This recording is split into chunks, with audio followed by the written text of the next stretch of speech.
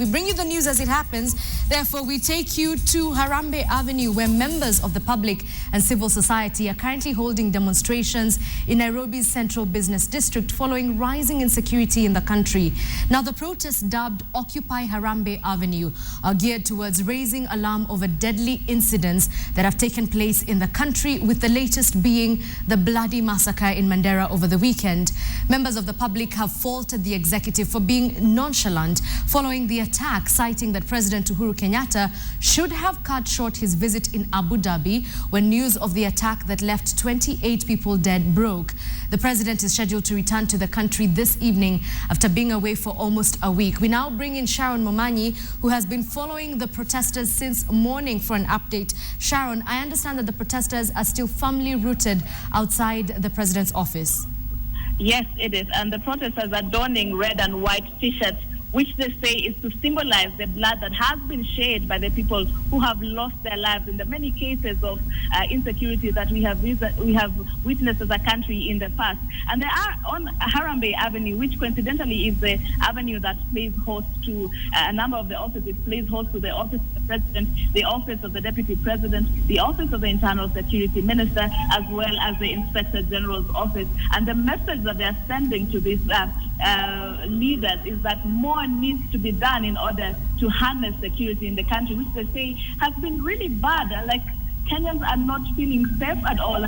What they are, the message that they're resounding here today, and they're calling on the president to take stern action. And some of the chants that they're singing right outside here on Harambee Avenue is that they're chanting that Kimayo must go and chanting that Lenku must go, saying that these security chiefs are not competent, their words, saying that we need to have competent people on these offices to ensure security of the citizens. And some of the cries they have is that President Uhuru Kenyatta has been away, particularly in the case of the recent attack on the Mandera bus that saw 28 people dead, saying that he needed to have come back to ensure security and to reassure Kenyans, rather, that everything is, that they are doing more to harness security in the country. So they have pitched camp right outside the office of the president and say they will be here until they are addressed by leaders.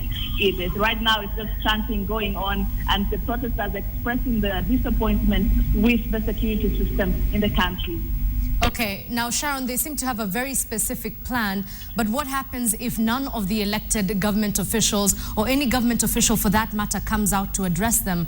Will they be on Harambee Avenue conducting the civil disobedience for as long as they possibly can? What's the plan? Yes, they say that, and the question that I asked them is there have been a number of demonstrations.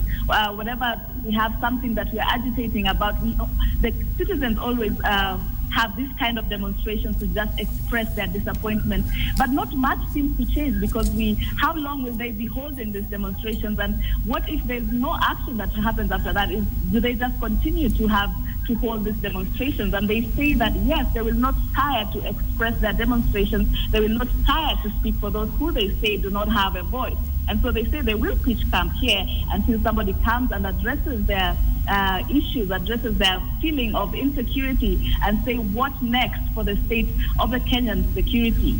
All right, Sharon, what